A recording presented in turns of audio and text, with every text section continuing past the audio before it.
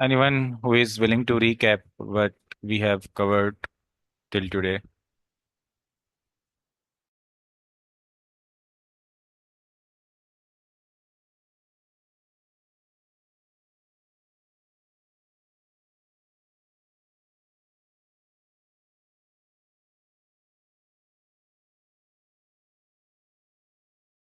Sir अभी तक हमने प्रिंट करना सीखा है पाइथन में। फिर इसके बाद डिफरेंट वेरिएबल्स को देखा, फिर स्ट्रिंग टू वेरिएबल किस तरह कन्वर्ट करना है या वेरिएबल टू स्ट्रिंग।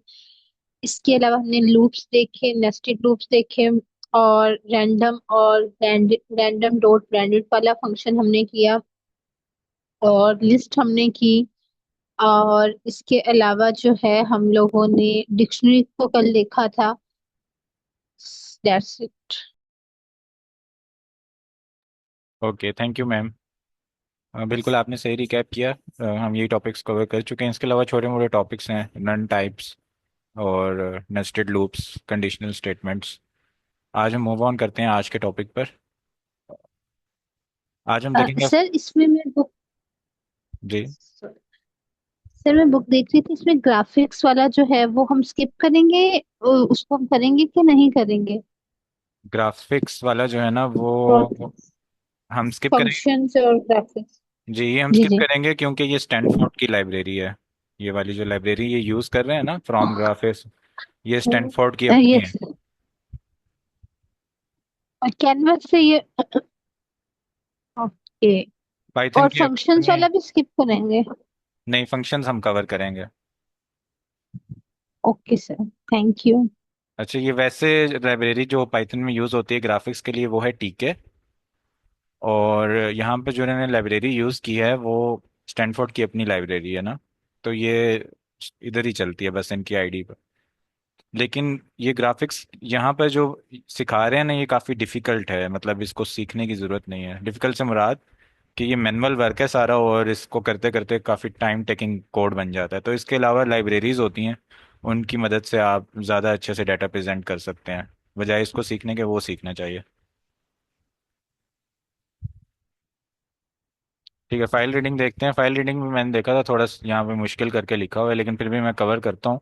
और उसके बाद फिर हम इसको प्रैक्टिकल वर्क इसका देखेंगे। ठीक है। अच्छा, अब हमने कंटेनर्स देख लिए। कंटेनर से मुराद लिस्ट होती हैं, स्ट्रिंग्स, डिक्शनरीज, सेट्स, टपल्स। तो अब इसको वो कह रहे हैं कि अप्लाई करते हैं रियल टाइम में। तो हम इसको जैसे जब भी हम प्रोग्रामिंग कर रहे होते हैं तो हमें डिफरेंट डाटा असेस करना पड़ता है फाइल से भी। ठीक है। और यूज़र से भी डाटा आता है, इनपुट फंक्शन के ज़रिए फाइल से भी डाटा आता है। फाइल्स जो हैं वो MP3 फाइल भी हो सकती है, वीडियो फाइल भी हो सकती है, टेक्स्ट फाइल भी हो सकती है, किसी भी तरह की फाइल हो सकती है। इस क्लास में हम सिर्फ प्लेन टेक्स्ट फाइल पर फोकस करेंगे। ठीक है। अब टू वेज हैं फाइल को रीड करने के लिए। पहले इसको यहाँ से टेक्स्ट बुक से देख लेते हैं, फिर उसके बाद मैं इसको समझाने की कोशिश करूंगा। एक तो ये तरीका है कि आप विद का कीवर्ड यूज़ करें और फाइल को ओपन करें। और उसके बाद आप लाइन बाय लाइन आइटरेट करें और उसको प्रिंट कर दें। ठीक है, या एग्जीक्यूट कर दें या स्टोर कर दें, जो भी करना चाहते हैं। ठीक है। इसमें जो विद कीवर्ड होता है वो एसोसिएशन बना देता है फाइल नेम के अंदर, ये वाला जो नेम है इसके अंदर, और एक ये वेरिएबल जो हमने डिक्लेयर किया फाइल, इसके अंदर एक एसोसिएशन बना देता है। यानी अब इस फाइल को मैं इस वेरिएबल की मदद से यूज़ कर सकता हूँ। Actual opening of file is handled by open function. जो फंक्शन ओपन कर रहा है फाइल को वो ओपन फंक्शन कर रहा है। जैसे प्रिंट फंक्शन प्रिंट करता है, इनपुट फंक्शन इनपुट लेता है, ओपन फंक्शन क्या करता है, फाइल को ओपन करता है। इसका जो आर्गुमेंट होता है उसके अंदर हम फाइल का नेम पाथ देते हैं। इसके अलावा कुछ मोड्स होते हैं वो भी हम इसको पास करते हैं। वो हम देखते हैं, अगर आज टाइम बचा हम मोड्स भी कवर करेंगे। जब एक फाइल ओपन हो जाती है तो उसके ऊपर एक फॉर ईच लूप लगाया जाता है। ठीक है। यानी लाइन बाय लाइन उसको रीड करके किसी वेरिएबल में भी एंटर कर सकते हैं, किसी लिस्ट में भी एंटर कर सकते हैं, कोई डिक्शनरी भी बना सकते हैं। ठीक है। और क्या होता है कि जो कोई भी फाइल जब रीड होती है तो उसके एंड पे एक एंड लाइन ऑपरेटर लगा दिया जाता है। ठीक है। तो अगर हम ये अपने कोड में इंक्लूड नहीं करना चाहते तो इसके लिए फिर हम एक फंक्शन यूज करते हैं जो कि इसको इग्नोर कर देता है। अच्छा, जब हम प्रोसेस कर रहे होते हैं तो हम न्यू लाइन कैरेक्टर के साथ डील नहीं करना चाहते तो स्ट्रिप मेथड होता है या स्ट्रिप फंक्शन होता है जो इसको खत्म कर देता है हमारे डेटा में से। अच्छा, विद ब्लॉक के एंड पर क्या हो रहा है कि फाइल जो है ऑटोमेटिकली क्लोज हो जाती है। ठीक है, दूसरा मेथड जो है, इसके अंदर हम विद यूज नहीं कर रहे, इसके अंदर हम डायरेक्ट कह रहे हैं कि फाइल ओपन हो और उसके अंदर एक फॉर लूप चलाएं और उसको एक वेरिएबल में स्टोर कर दें। ठीक है, सिमिलर है मेथड वन से, लेकिन इसके अंदर यहाँ जो लिखा हुआ है उसको छोड़ें। इसमें यह है कि हम विद यूज नहीं कर रहे, एक एसोसिएशन नहीं बन रही, और जब फाइल एक बार ओपन हो गई है तो जब तक मैं उसको क्लोज नहीं करूंगा तो वो ओपन नहीं रहेगी, not automatic close at the end. और अगर छोटी मोटी फाइल है तो ये तो कोई मसला नहीं है, खुल ही रहे, लेकिन अगर फाइल बड़ी है, डाटा ज़्यादा है, तो हमें क्लोज करना है। उसकी तीन वजूहत होती हैं। एक ये कि हमारी मेमोरी ऑक्यूपाई की हुई है उसने। दूसरा ये कि फाइल मेरे यूज़ में है, कोई और उसमें कोई एडिट नहीं कर सकता। और तीसरा ये कि हमारा जो प्रोसेसर होता है वो ऑक्यूपाई हो जाता है, और जो प्रोग्राम है वो स्लो हो जाता है। अच्छा, वर्कड एग्जाम्पल। अब एग्जाम्पल उन्होंने दी है कि एक टेक्स्ट फाइल है sample dot T X T, जिसके अंदर लिखा हुआ है this is a file with some words, this file can be use to count words, this is cool.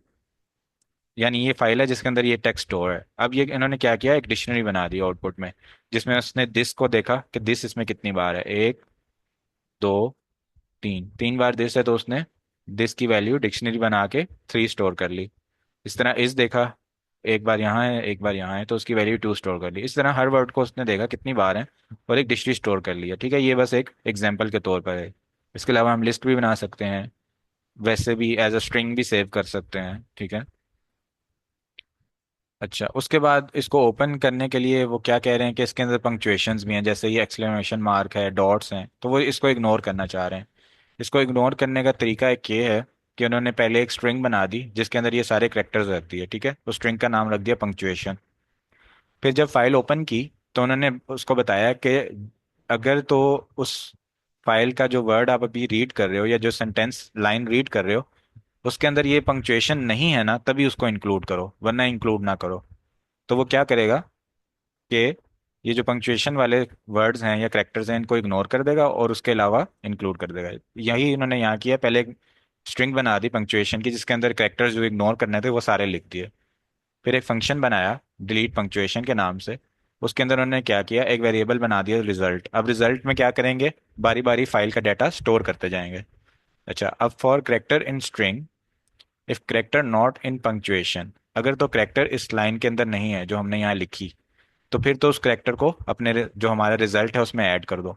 यानी हमने जो भी वेरिएबल बनाया जिसमें हम डाटा ऐड कर रहे हैं, अगर तो उसके अंदर ये चीज़ें नहीं हैं तब तो ऐड कर दो, अदरवाइज ऐड ना करो। अदरवाइज अगर वो होगा तो ये चीज़ रन नहीं होगी और बस रिजल्ट जो है वो जहां तक पहुंचा होगा वो रिटर्न हो जाएगा।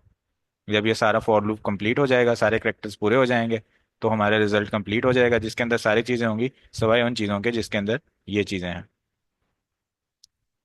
इसके बाद हमारा जो प्रोग्राम है उसकी आउटपुट में हमें क्या चाहिए, डिक्शनरी चाहिए। डिक्शनरी क्या कर रही है, वर्ड्स को काउंट कर रही है, तो इसलिए वेरिएबल का नाम हमने रख दिया काउंट, और उसके डिक्शनरी का नाम हमने रख दिया काउंट और एक एम्प्टी डिक्शनरी बना दी। फिर हमने ओपन किया फाइल को एज फाइल, फाइल यानी वेरिएबल है। अब इस फाइल वेरिएबल पे मैं काम कर सकता हूँ। ठीक है, जैसे यहाँ पर मैं कर रहा हूँ फॉर लाइन इन फाइल, एक वर्ड बनाया और उसके ऊपर ये फंक्शन लगा दिया कि उसके अंदर से वो सारी चीज़ें इंक्लूड कर लो जिसके अंदर पंक्चुएशन नहीं है। फिर क्या करो, जब ये लाइन रीड कर ली उसने एक बार, ठीक है, इस फॉर लूप में, अब उस लाइन के अंदर मैं क्या करूंगा कि मैं अब देखूंगा कि वर्ड कितनी बार आ रहा है। ठीक है, तो मैं एक लूप चलाऊंगा उस लाइन के ऊपर। अच्छा, ये मुश्किल हो जाएगा यहाँ पर थोड़ा, इसलिए इसको थोड़ा यहाँ पर पॉज करते हैं। अच्छा, एक लाइन है for example occurrences of each word, ये लाइन उसने फॉर लूप के जरिए से रीड कर ली। ठीक है, तो यहाँ तक ये लाइन रीड हो चुकी है। ठीक है, अब ये फंक्शन जो इसने लगाया पंक्चुएशन लाइन, ठीक है, डिलीट पंक्चुएशन लाइन, ये क्या कर रहा है, इसने कोई डॉट था या कोमा था या कोई भी चीज़ थी जो हमने पंक्चुएशन में डिक्लेयर की थी वो इसने इग्नोर कर दी। ठीक है, इस फंक्शन ने।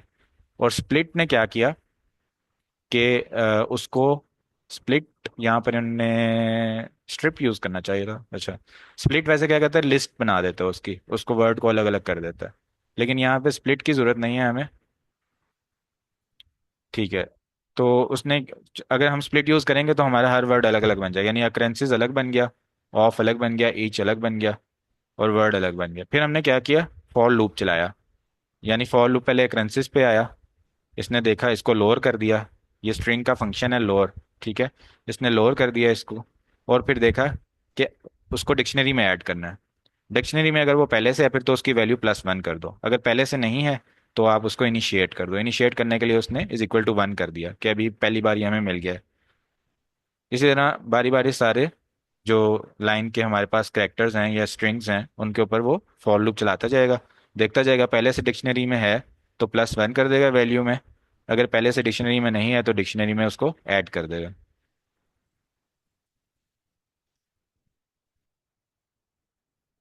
उसके बाद बस इस प्रोग्राम को रन किया गया है फंक्शन की मदद से और प्रिंट कर दिया गया है।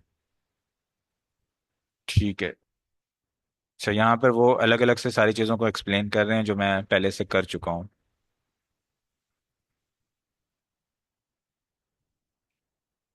Okay, one thing to note that is if you don't give the split function as an argument, it defaults to using white spaces as a separator। ठीक है।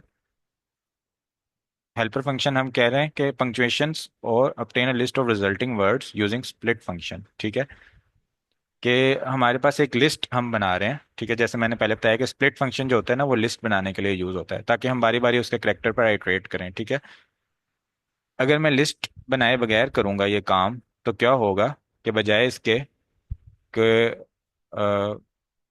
अच्छा, मुझे आप में से कोई बताए कि अगर मैंने ये लाइन रीड की है defaults to using white space as a separator. ठीक है, ये एक लाइन हमारे पास इंक्लूड हो गई है। अब मैं इसके ऊपर फॉर लूप चलाता हूँ तो फॉर लूप जो है एक बार में क्या रीड करेगा पहली आइटरेशन पर।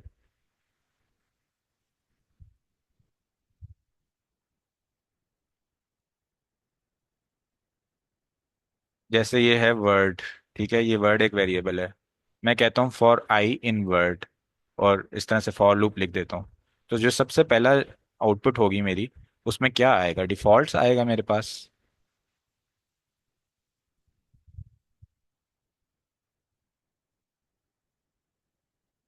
इसमें क्या होगा हमारे पास, जब मैं इस तरह फॉर लूप चलाऊंगा तो मेरे पास डी आएगा।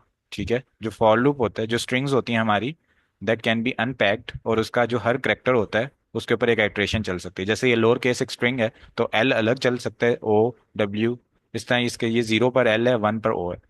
तो अगर मैं डायरेक्ट चला रहा हूँ फॉर लूप तो ये पहले डी रीड करेगा, फिर ई, फिर एफ, फिर ए, फिर यू। इसलिए मैं क्या कर रहा हूँ, इसको पहले लिस्ट में कन्वर्ट कर रहा हूँ।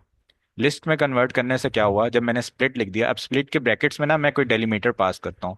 अगर मैंने डेलीमीटर पास नहीं किया तो वो स्पेस बार जो होता है हमारे पास, ठीक है, स्पेस बार को एज अ डेलीमीटर ले लेता है, यानी जहां पर स्पेस आएगी वहां पर वो एक लिस्ट का एलिमेंट खत्म कर देगा। यानी क्या करेगा वो, जैसे ये फंक्शन है उसको वो स्टार्ट करेगा पढ़ना, या बल्कि वन है इसको स्टार्ट करेगा पढ़ना। ठीक है, पढ़ता जाएगा पढ़ता जाएगा, जैसे ही स्पेस आएगी स्प्लिट मेथड जो है अपना काम दिखाएगा और इसको एक एलिमेंट बना देगा लिस्ट का, और इसको एज वन एलिमेंट लिस्ट के अंदर स्टोर कर देगा।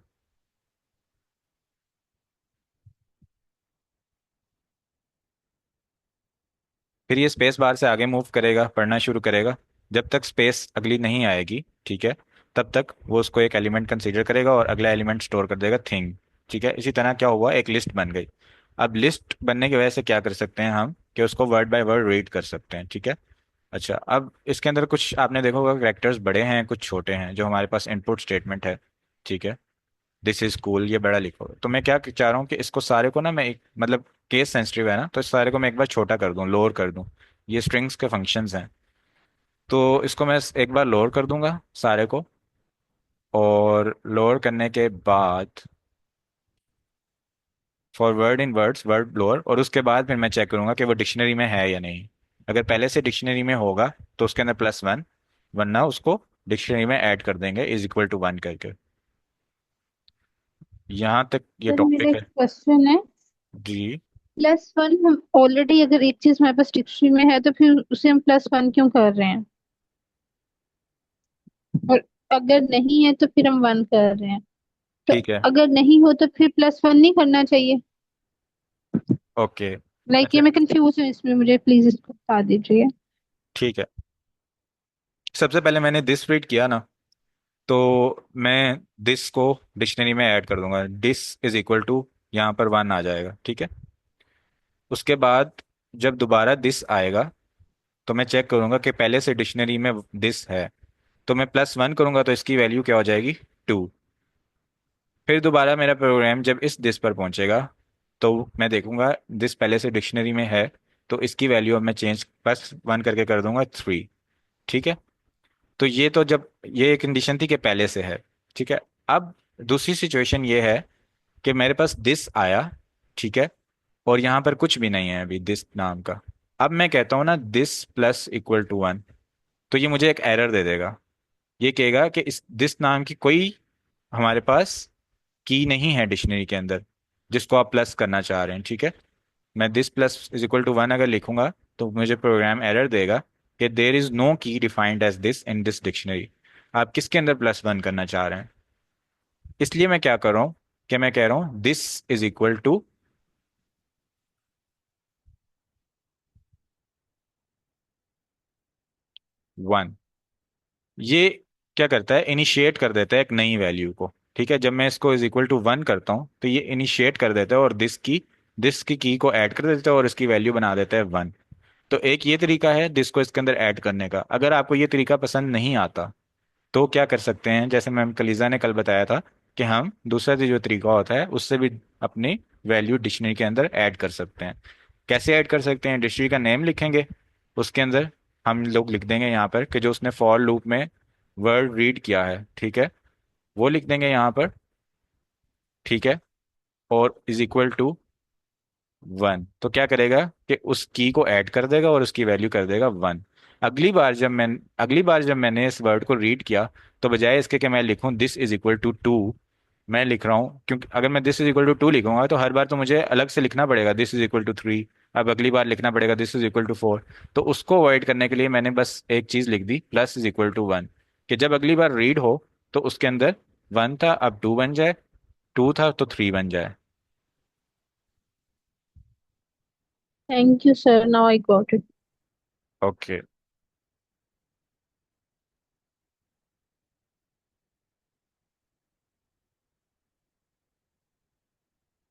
अच्छा, स्ट्रिंग्स के फंक्शंस भी देख लेते हैं क्योंकि फाइल रीडिंग में ये भी ज़रूरी है और इसको हमने स्किप किया हुआ है आई थिंक।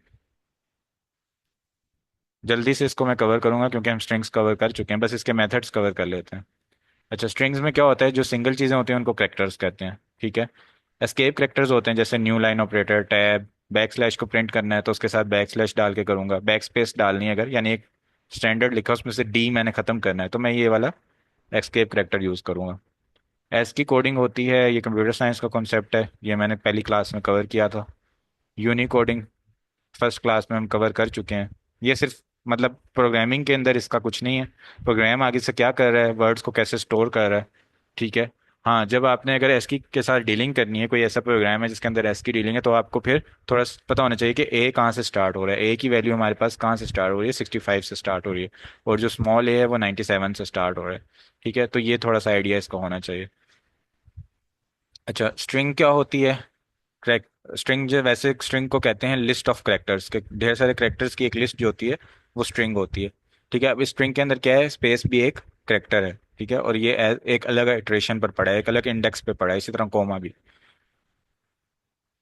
लिस्ट की तरह, जैसे यहाँ पे लिखा हुआ है लाइक अ लिस्ट, तो हम इसको आइटरेट कर सकते हैं थ्रू इंडेक्सिंग। जैसे मैं लिखूंगा ना स्ट्रिंग और स्क्वायर ब्रैकेट्स में लिखूंगा 3, तो मेरे पास टी प्रिंट हो जाएगा। REPL भी हम कवर कर चुके हैं पहले। उसके बाद सब स्ट्रिंग्स के लिए जैसे हम लिस्ट में स्लाइसिंग करते हैं इसी तरह स्ट्रिंग्स में भी स्लाइसिंग होती है कि यहाँ 0 से लेकर 5 इंडेक्स तक ये प्रिंट हो जाएगा अगर मैंने 06 लिखा हुआ है। Strings are immutable. अच्छा, स्ट्रिंग्स और लिस्ट में ये फर्क होता है, जो हमारे पास लिस्ट होती है वो म्यूटेबल होती हैं। जैसे मैंने लिस्ट के ऊपर कोई फंक्शन किया, अगर वो अरे नहीं है लिस्ट है, तो क्या होगा कि वो फंक्शन जो है उसी लिस्ट के अंदर होगा। ठीक है। लेकिन अगर मैंने स्ट्रिंग के ऊपर कोई मेथड किया, जैसे I am king of the world, और मैं इसको एक्सक्लेमेशन मार्क को मिटाना चाह रहा हूँ यहाँ से, तो क्या होगा, एक नई स्ट्रिंग बनेगी। इस ये जो कोड वाली स्ट्रिंग थी पहले, ये पहले ही ऐसी ही रहेगी ओरिजिनल स्ट्रिंग, और एक न्यू कॉपी बनेगी और उसके अंदर एडिशंस होंगी। इसलिए स्ट्रिंग जो है वो इम्यूटेबल है, जो ओरिजिनल स्ट्रिंग है वो चेंज नहीं होती। अगर आप स्ट्रिंग को एडिट करने की कोशिश करेंगे explicitly without declaring a new variable, तो क्या हो जाएगा, एक एरर आ जाएगा। लेकिन जो हम अगर मेथड्स यूज कर रहे होते हैं तो वो जिन्होंने लिखे होते हैं वो पहले से एक्सेप्शंस को हैंडल करते हैं और वो खुद ही एक नई कॉपी बना देते हैं, हमें उसकी फिक्र करने की जरूरत नहीं होती। अच्छा, बेसिक अरिथमेटिक्स क्या है कि जब हम यूजर से इनपुट लेते हैं उसको हमें इंटीजर में कन्वर्ट करना पड़ता है अगर हमने उसके साथ अरिथमेटिक्स करने हैं। स्ट्रिंग में अगर मैं प्लस का साइन डालूंगा तो क्या हो जाएगा कि वो दोनों कनकेटिनेशन हो जाएगी और दोनों as a single string return हो जाएंगे मेरे पास।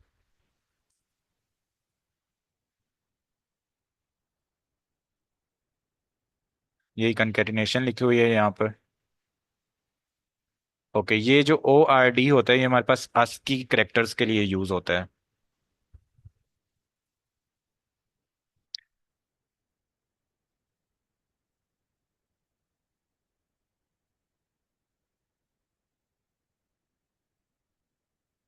ये टाइप कास्टिंग होती है कि हमने किसी चीज़ को स्ट्रिंग में अगर कन्वर्ट करना है तो उसके लिए टाइप कास्टिंग।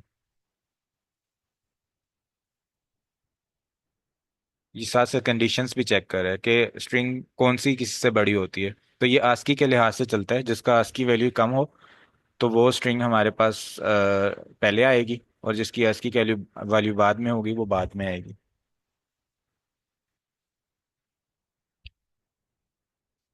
अच्छा, इन का कीवर्ड जैसे अभी हमने चेक किया था, जो हमने एक पंक्चुएशन वाला वेरिएबल बनाया था उसमें हमने इन का भी चेक किया था वर्ड।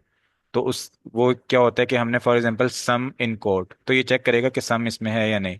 तो ये क्या रिटर्न करेगा अगर मैं इसमें चेक करूं कि सम इसमें है या नहीं? एनीबडी?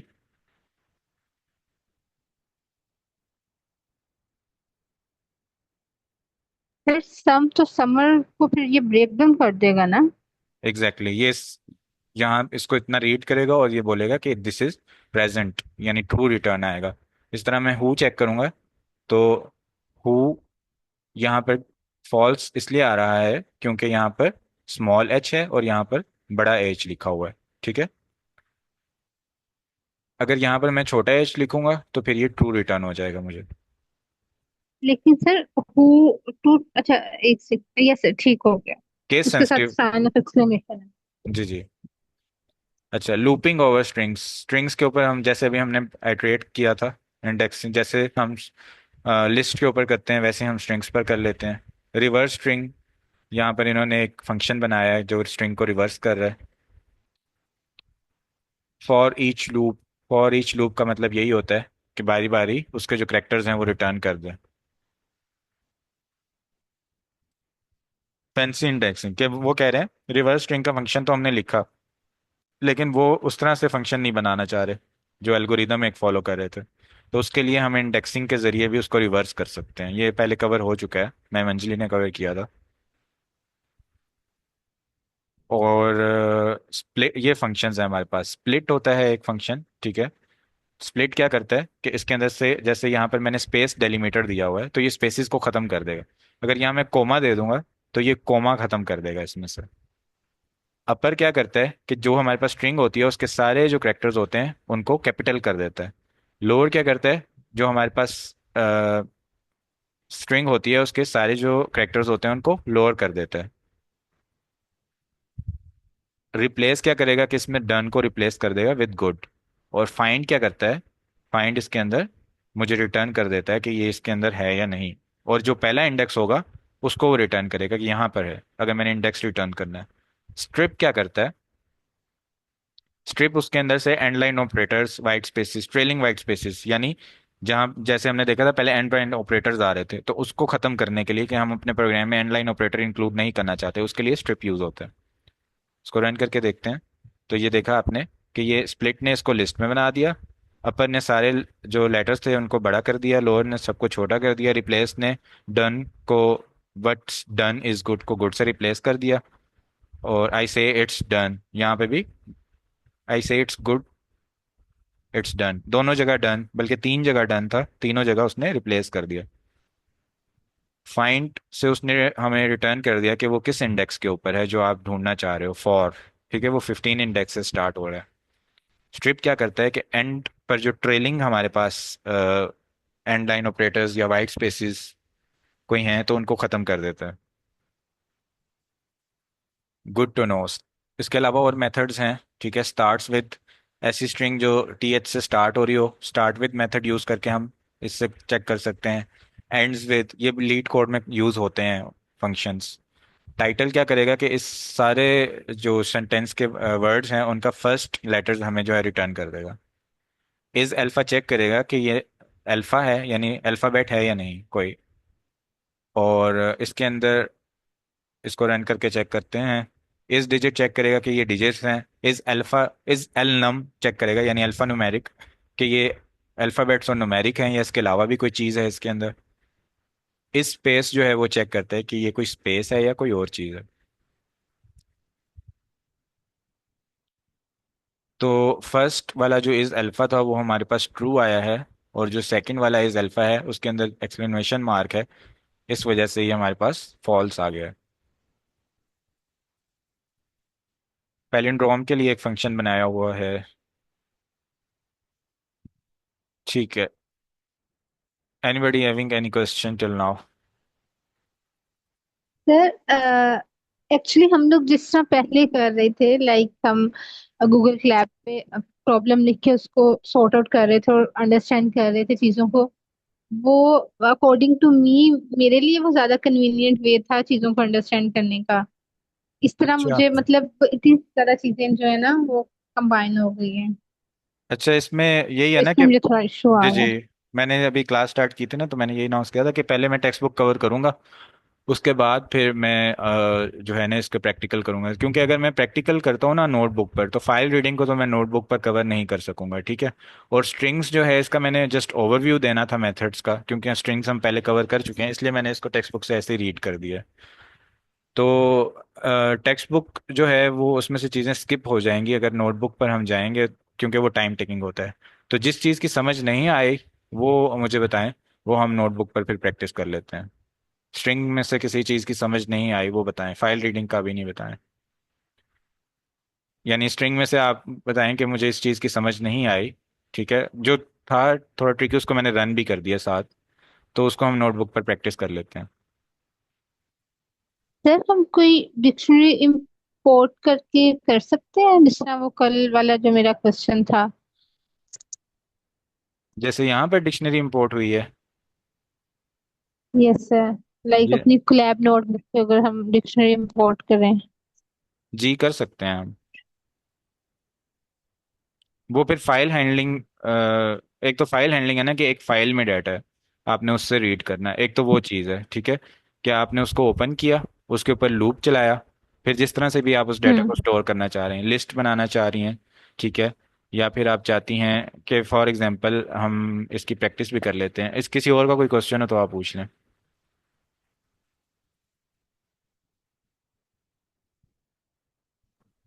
अस्सलाम वालेकुम सर। वालेकुम अस्सलाम। सर, ये पैथन के बाद सर कोई डेटा स्ट्रक्चर का कोई सेशन स्टार्ट होगा आपका सर? डेटा स्ट्रक्चर के अभी चल रहे हैं, कोर्सेज रनिंग हैं। Okay sir. जी। मतलब सर जिसमें आप लीड कर रहे हो? अच्छा, मैं लीड कर रहा हूँ? नहीं, मेरा अभी जी तो सर। प्लान नहीं है फिलहाल। थोड़ा टाइम बाद इंशाल्लाह रन करूंगा। Okay sir, thank you.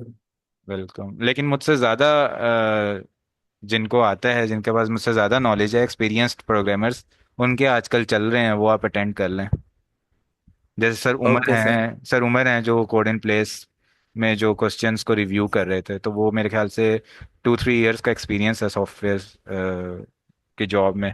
तो उनका कोर्स चल रहा है। उसके अलावा भी काफ़ी एक्सपीरियंस लोग हैं चल रहे हैं, वो अटेंड कर लें, वो ज़्यादा अच्छा आपको सिखा सकते हैं। मैं तो okay sir, thank. Non CS background से हूँ, अभी CS में मैंने शिफ्ट किया। ठीक है कौन सर, सा वो थैंक डेटा यू। साइंस चल रहे हैं, वो कितने बजे वाले हैं? क्योंकि दो आई थिंक चल रहे हैं साथ मैम आपकी आवाज़ थोड़ी कम आ रही है। में। मैं पूछना चाह रही थी कि डेटा स्ट्रक्चर के कोर्स जो आप मेंशन कर रहे हैं वो कितने बजे चल रहे हैं? क्योंकि आई थिंक तो दो कोर्सेज हैं जो चल रहे हैं डेटा स्ट्रक्चर के, दो या तीन आई थिंक, अच्छा, मैंने, कुछ मिलते जुलते हैं। जी जी, मैंने पहले शेयर किया था, आई थिंक स्क्रीन शेयर की थी मैंने पहले। हमारे पास डिफरेंट कोर्सेज चल रहे हैं डेटा स्ट्रक्चर्स के। जैसे अभी अगर आपको मेरे स्लैक विंडो नज़र आ रही है, तो ये कोडिंग पैटर्न्स हैं, ये भी डेटा स्ट्रक्चर का है। ये मेटर मास्टर डेटा स्ट्रक्चर, ये भी डेटा स्ट्रक्चर है, ये भी डेटा स्ट्रक्चर है। ये गूगल इंटरव्यू, ये भी डेटा स्ट्रक्चर है। पाइथन फंडामेंटल्स ये नहीं है। एडवांस ये भी नहीं है, ये भी डाटा स्ट्रक्चर है। मतलब सारे दिन ही चलते रहते हैं आई कोड गुरु पर। तो मेन चीज़ है ही डाटा स्ट्रक्चर्स। लीड कोड जो है ना, basically leet code data structures होता है। जो लीड कोड का ओके सर। सेशन होता है ना, कोई भी लीड कोड का सेशन में जब वो सेशन स्टार्ट होते हैं ना, तो डाटा स्ट्रक्चर्स की थोड़ी थ्योरी पढ़ाई जाती है। फिर उसके बाद लीड कोड के क्वेश्चंस में उन डाटा स्ट्रक्चर्स को यूज़ किया जाता है। जैसे लिस्ट, ऑलराइट। जैसे लिस्ट हो गया, लिंक लिस्ट हो गया, डिक्शनरीज और सेट्स, ये सारे डेटा टपल्स, ये सारे डेटा स्ट्रक्चर्स हैं जो लीड कोड के सेशंस में यूज हो रहे होंगे। आप वहां से देख सकती हैं। Alright sir. Okay, thank you. अच्छा, अभी हम चेक करते हैं एक प्रोग्राम के जिसके अंदर हमारे पास कुछ डाटा हो और हम उसको डाटा को एज अ डिक्शनरी इंपोर्ट कर लें। ठीक है। तो फॉर एग्जांपल हम लिखते हैं नाइट्रोजन और साथ में लिखते हैं टू, और फिर हम लिखते हैं ऑक्सीजन और हाइड्रोजन 7 और सॉरी।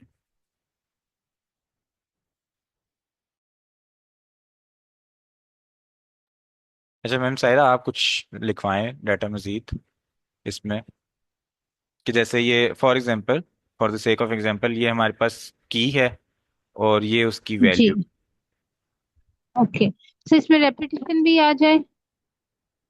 रेपिटेशन से क्या होगा कि अब डिपेंड करता है ये आप। ना आए, मैं सिर्फ ये पूछ रही हूँ कि मैं डाटा ऐसा लिखवाऊँ जिसमें रेपिटेशन हो या ना हो। अच्छा, एक तो ये है कि आप केमिकल्स रीड करें, ठीक है, और जितनी बार वो जी। प्रोग्राम में आ रहे हैं ना, उतनी बार आप उनकी वैल्यू ऐड कर दें। ठीक है, जैसे अब हाइड्रोजन है, यहाँ पर मैंने लिखा हाइड्रोजन हाइड्रोजन, तो जब मैं डिक्शनरी बनाऊं तो उसमें आ जाए कि हाइड्रोजन है और वो 2 बार हमारे प्रोग्राम में है। तो एक तो ये हम एग्जैक्टली। ये प्रोग्राम भी लिख सकते हैं, तो आप इस तरह से लिखवा दें। जी सर, ठीक हो गया।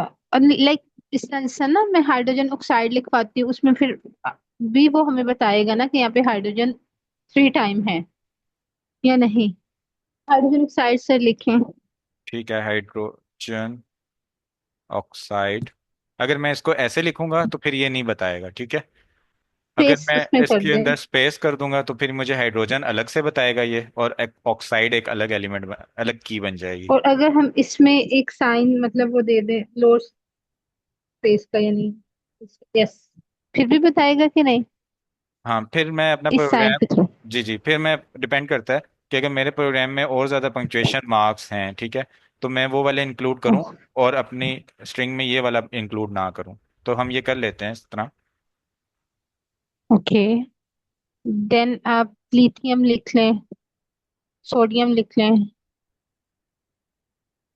ठीक है, अभी हम इतना ही लिखते हैं क्योंकि टाइम कम है, जी। 20 मिनट्स रिमेनिंग है। ठीक है, ये फाइल है और इसको मैं सेव कर देता हूँ डेस्कटॉप पर।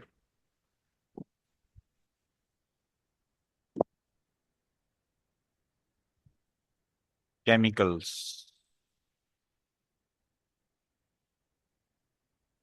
ठीक है, ये वैसे ट्रिकी काम है, देखते हैं हमसे होता है कि नहीं।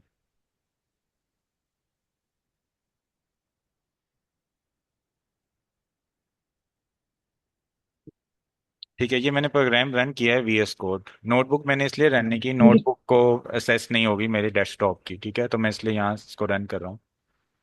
तो मैं एक न्यू फाइल बना लेता हूँ पाइथन की। ठीक है, ओके, इसका नेम मैं रख देता हूँ, नेम को छोड़ें भी, टाइम कम है। अच्छा, अच्छा, सबसे पहले हमने देखा एक फंक्शन होता है ओपन। ठीक है, ओपन फंक्शन क्या करता है कि जो भी मेरे पास फाइल है उसको ओपन कर देता है। ठीक है, जैसे chemicals.txt, इसको ओपन करेगा, जैसे प्रिंट स्टेटमेंट किसी चीज को प्रिंट कर देता है। लेकिन जब मैं ओपन कर रहा हूँ तो मैं मुझे इसको किसी वेरिएबल में स्टोर करना है। ठीक है, जैसे मैंने file is equal to open chemicals.txt लिख दिया। ठीक है, तो ये मेरे पास ओपन फाइल हो जाएगी मेरे प्रोग्राम के अंदर। ठीक है। लेकिन अगर मैं इस तरह ओपन करूं इसको, जैसे file is equal to open chemicals, और जो भी मैं इसके ऊपर काम करूं, तो एंड पर मुझे क्या चाहिए कि मैं करूं फाइल डॉट क्लोज। यानी जब मेरा इसके साथ काम खत्म हो गया तब मैं इसको क्लोज भी कर दूं। ठीक है। क्लोज किस लिए कर दूं? कि वो मैंने रीजंस बताई थी कि वो फाइल ओपन रहेगी और मेमोरी लीक का खतरा है। ठीक है। तो इस मेथड की समझ आ गई है आप लोगों को कि ये एक ओपन फंक्शन होता है जिससे हम फाइल ओपन करते हैं। Yes sir. अच्छा तो अब। इसी तरह हम कैनवा पे भी जाके VS कोड को यूज करते हुए अपनी ग्राफिक भी कर सकते हैं ना, जी लाइक ये जी। आउट ऑफ द सिलेबस में बात कर रही हूँ। जी जी कर सकती हैं आप। जैसे अभी डाटा इंपोर्ट कर लें, उसकी एक लिस्ट बना लें। ठीक है। और जो आपने फिर लाइब्रेरीज यूज़ करनी है, उन लाइब्रेरीज की जो इनपुट वैल्यूज़ हैं उसमें आप उस लिस्ट की इंडेक्सिंग दे दें कि इस इंडेक्स से वैल्यू उठा लो। तो वो उससे ग्राफिकल प्रेजेंटेशन हो जाएगी।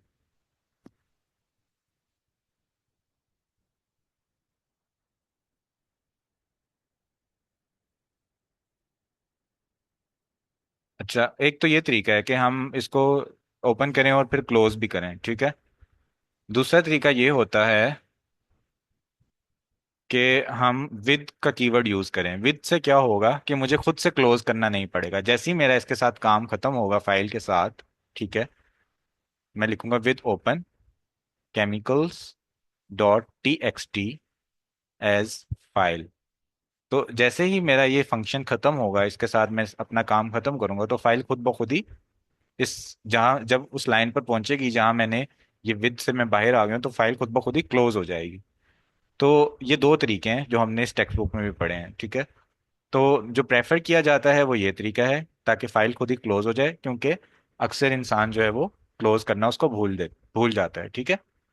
अच्छा, अब मैंने इस फाइल को रीड कर ओपन कर लिया। ठीक है। अब ओपन के ना आगे मोड्स होते हैं। ठीक है। कोमा डाल के मैं इसका मोड लिख देता हूँ। ठीक है। आर का मतलब है कि मैंने इस फाइल को बस रीड करना है, इसके अंदर मैंने कोई चेंजेस नहीं करनी। ठीक है। डब्ल्यू का मतलब है कि मैंने इस फाइल को राइट करना है। आर प्लस का मतलब है मैं रीड भी करना चाहता हूँ और राइट भी करना चाहता हूँ।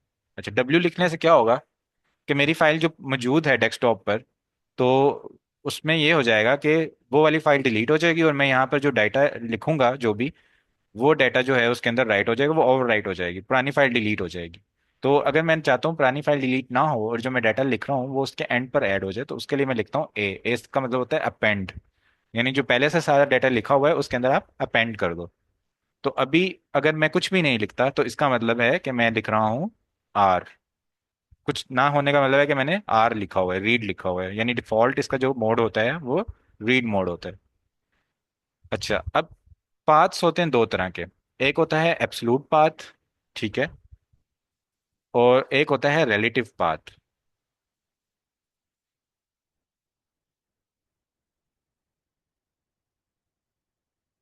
एब्सलूट पाथ का मतलब ये है कि मैं पूरा पाथ लिखूंगा जो कि मेरे कंप्यूटर के अंदर उस फाइल का पाथ है। रिलेटिव पाथ का मतलब यह है कि मैंने सिर्फ उस फाइल का नेम लिख दिया। रिलेटिव पाथ मैं तब यूज कर सकता हूँ कि जो मैं वीएस कोड चला रहा हूँ, वीएस कोड और वो जो मेरी फाइल है वो दोनों एक ही फोल्डर में पड़ी हुई हैं, फिर तो मैं रिलेटिव पाथ यूज कर सकता हूँ कि खाली उस फाइल का नेम यहाँ लिख दूँ।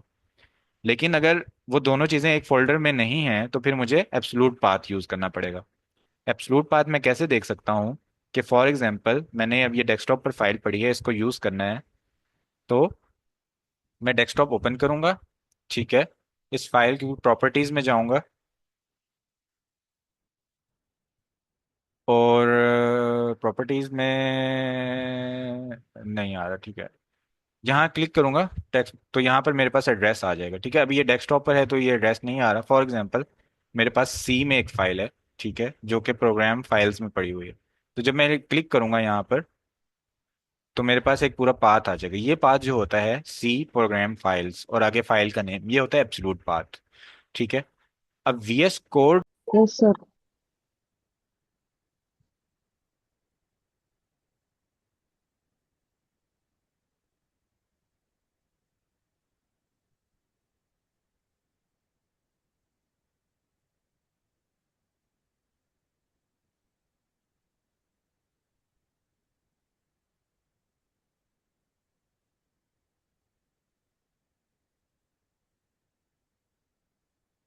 अच्छा, अब मैं इस फाइल को ओपन करता हूँ विद ओपन, और यहाँ एज अ फाइल। अब क्या करूँगा मैं?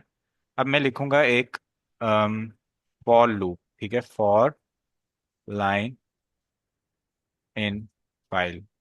एक तो ये तरीका है कि मैं लाइन बाय लाइन रीड कर लूँ।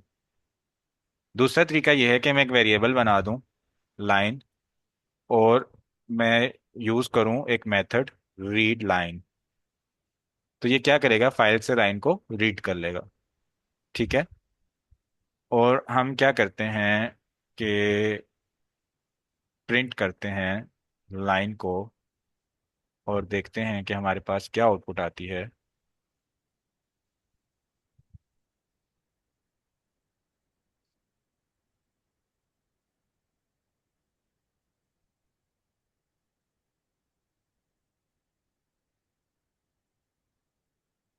ओके,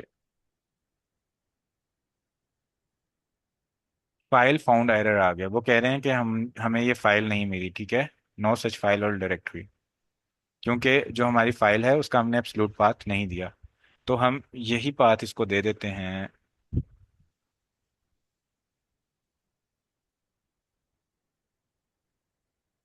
अब रन करते हैं।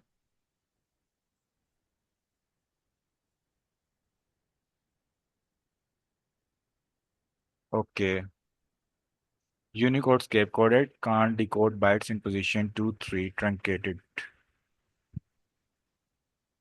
escape। सर इसमें मैं एक चीज सजेस्ट करूंगा कि आपने जो फाइल इसका दिया है यहाँ पे केमिकल डॉट टीएक्सटी, वो इसी फोल्डर के अंदर रख के उसका एब्सोल्यूट सर रिलेटिव पाथ दे दें।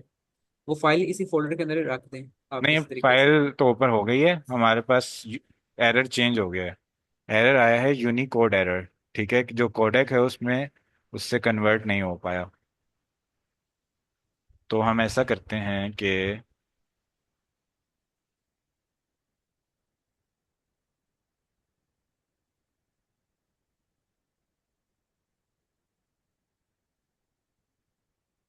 इस हाइफन को डिलीट कर देते हैं यहाँ से।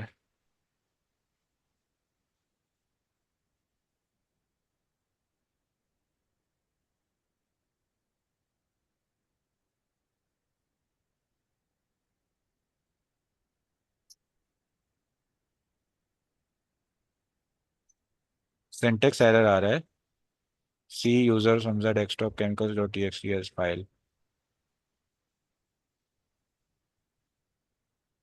और अगर इसको मैं करूँ file is equal to open और लाइन इज इक्वल टू, अब देखते हैं।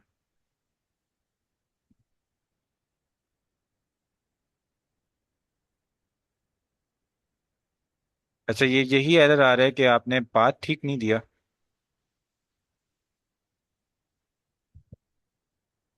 यस आई थिंक यही आ रहा है कि इसको हमने as a path. Escape character ले रहा है वो,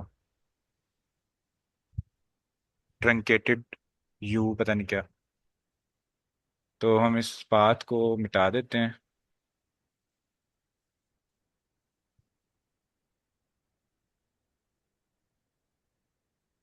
अब आया है फाइल नॉट फाउंड। तो हम इसको क्या यस करते हैं, वी एस कोड की डायरेक्टरी में रखते हैं। जी सर। सर, ये आपने फाइल किधर क्रिएट की है? डेस्कटॉप। अच्छा। हाँ वो फाइल इसकी डायरेक्टरी में रखेंगे तो फिर वो रीड करेगा।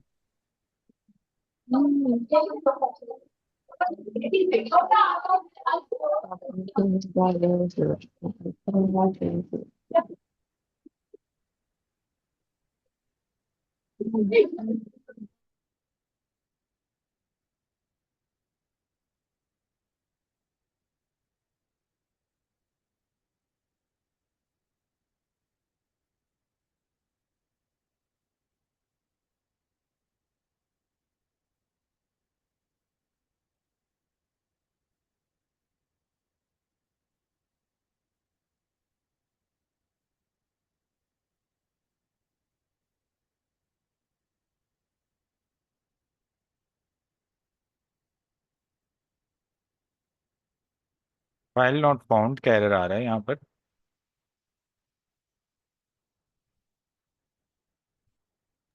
इसको राइट सर कर। इसमें, जी, अगर मैं इसमें ऐड करूँ ना, तो मैं ऐसे करूंगा कि पाइथन फाइल हैंडलिंग के जो नेम है ना आपने रखा, इसको चेंज करूंगा, हाइफन डालूंगा नीचे, और एक फोल्डर के अंदर ये पाइथन फाइल हैंडलिंग भी और केमिकल डॉट टीएक्सटी फाइल भी एक फोल्डर के अंदर रखूंगा, और वो फोल्डर सारा का सारा इसमें वीएस कोड में ओपन करूंगा।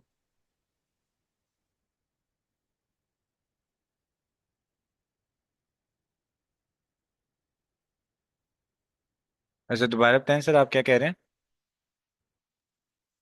मैं ये कह रहा हूँ कि आपने जो फाइल का नेम रखा है ना, पाइथन फाइल हैंडलिंग, इसमें जो स्पेसिंग रखी है ये भी, इसको भी एक दफा खत्म कर दें, और एक ऐसा फोल्डर बनाएं जिसके अंदर ये पाइथन फाइल हैंडलिंग की फाइल और केमिकल डॉट टीएक्सटी फाइल एक ही फोल्डर के अंदर पड़ी होगी, तो उसको वीएस कोड के अंदर ओपन करें, तो फिर ये आपकी फाइल को फाइंड आउट करेगा।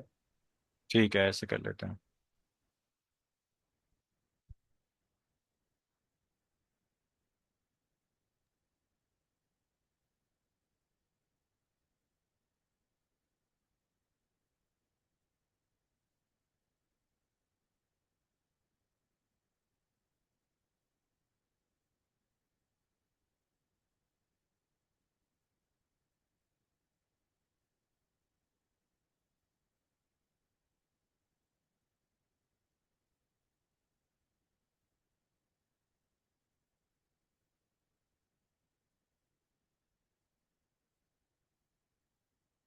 ठीक है, अब इस मैंने इसी की मदद से फाइल बनाई है chemicals1.txt, ठीक है, ताकि इसको कोई मसला ना हो कि कहाँ है फाइल। देखते हैं कहाँ बनी है।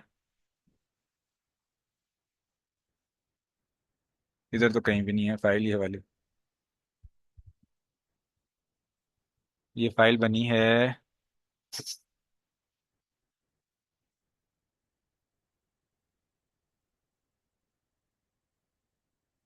ये जो फाइल बनी है ये कहाँ बनी होगी? हम C users, Hamza app data local Microsoft Python 13, ये तो यहाँ से पाइथन रन हो रही है ना, फाइल हैंडलिंग हैंडल डॉट पाई डेस्कटॉप पे हो। सर, जी सर जी। ये जो ओपन फोल्डर लिखा हुआ है वीएस कोड में, जी जी। इसको आप जरा क्लिक करें, ये जो साथ लिखा हुआ है। इसको क्लिक करूँ? जी जी। आपने आपने वो जो फाइल है वो किधर बनाई है, उसको ओपन कर लें इधर से। फिर जो कोड वाली फाइल है वो आप बाद में बना सकते हैं उस फोल्डर में। मैं प्रोग्राम से ही फाइल बना रहा हूँ ना, ताकि इस जहाँ पे ये प्रोग्राम है वहीं फाइल बन जाए। ठीक है, बन गई है I think. No such file or directory. अब मैं इसको राइट करूँ, अब तो इसको बना देना चाहिए ना। अब देखते हैं इसने बनाया है कि नहीं।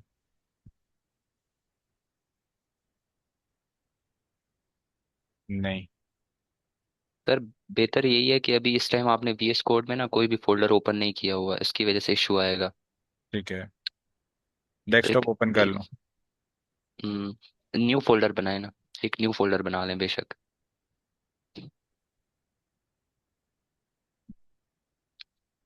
अच्छा, डेस्कटॉप ओपन किया।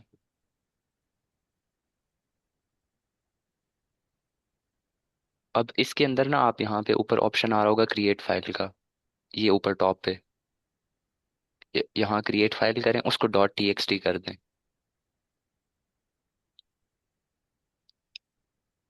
Dot TXT. अब उसके अंदर राइट करेंगे आप, तो वो फिर एक्सेस हो जाएगी उस फाइल के अंदर से। ठीक है, थैंक यू सर।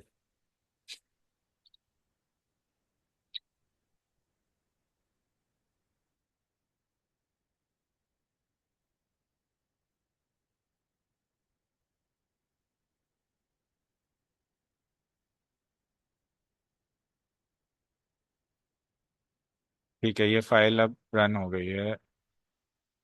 टर्मिनल में देखते हैं कोई एरर तो नहीं आ रहा हमें। जी, अभी एरर नहीं आया फाइल नॉट फाउंड का। इसका मतलब ये बन गई है फाइल। पहले ये डेस्कटॉप पर इसलिए नहीं बन रही थी कि आपने फोल्डर सेलेक्ट नहीं किया था। चलें अब इसमें जल्दी से लिखते हैं ऑक्सीजन, नाइट्रोजन। टाइम अप हो गया वैसे तो हमारा।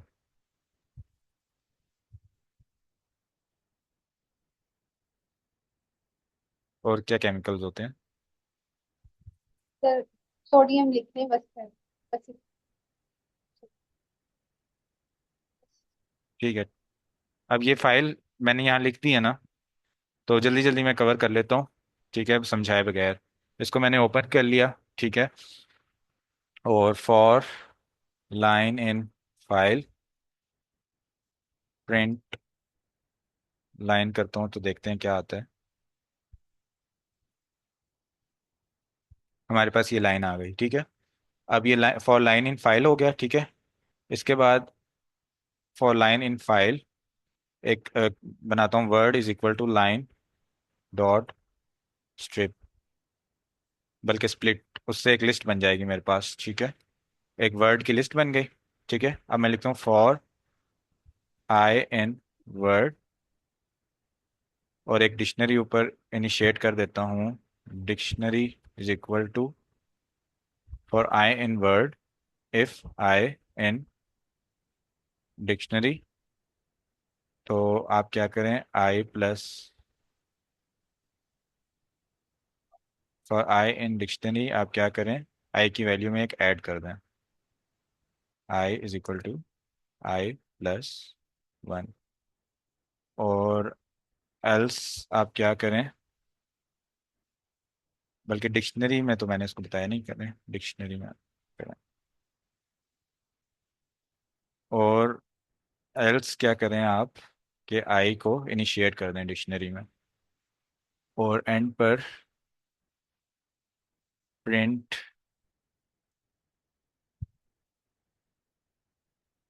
डिक्शनरी। Let's see.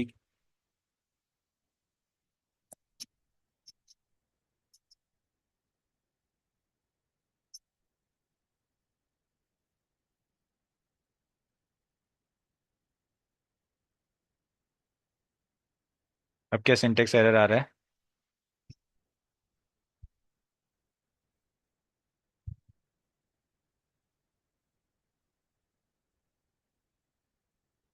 वैसे ये वीएस कोड हमने सेशन में पहली बार रन किया है, इसके थोड़ी एक्सिजेंसीज आ रही हैं। वरना हमने क्या किया, एक वैसे समझा देता हूँ, एक डिक्शनरी बनाई एम्प्टी, फाइल को ओपन किया, उसमें लाइन को रीड किया और लाइन की एक लिस्ट बना दी। फिर उस लिस्ट के आइटम्स पर बारी बारी मैंने रीड किया, अगर वो आइटम सर जी जी। सर सॉरी फॉर इंटरप्टिंग, ये आपने जो डिक्ट वर्ड यूज किया है ना, ये रिजर्व्ड वर्ड है, शायद इस वजह से वो एरर दे रहा है। ओके, इसको मैं कह देता हूँ कैम।